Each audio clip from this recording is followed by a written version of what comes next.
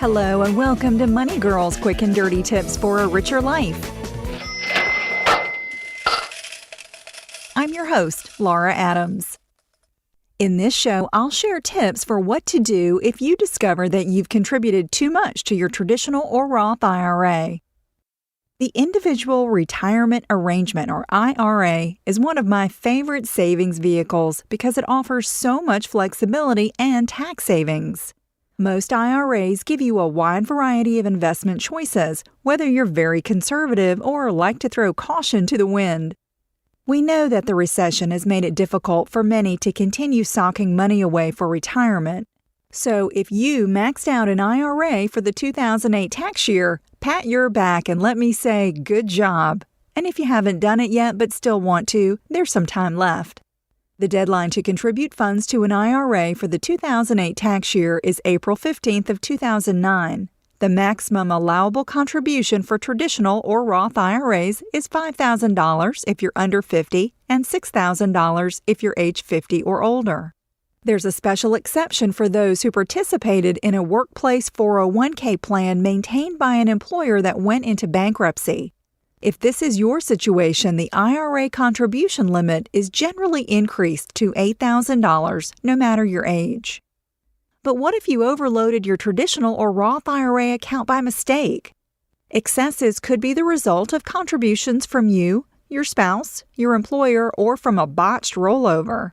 The good news is that excess contributions can be corrected without penalty if handled in a timely manner. Let's say Johnny is 35 years old, earned $40,000 in 2008, and contributed a total of $6,000 to his traditional IRA. Since his allowable limit is only $5,000, he has an excess of $1,000 in the account. If Johnny withdraws the excess, plus any earnings it made on or before the due date of his tax return, it's like it never happened. This due date can be extended, so be sure to file for an extension before April 15th if you can't complete a necessary IRA withdrawal on time. However, if Johnny made some money on his excess contribution of $1,000, that income must not only be withdrawn from his IRA, but is also subject to taxes. For example, if he earned 2% interest on the excess, or $20, a total of $1,020 will need to be withdrawn from his IRA. The $20 is subject to ordinary income tax and is also considered an early distribution that gets hit with an additional 10% penalty tax.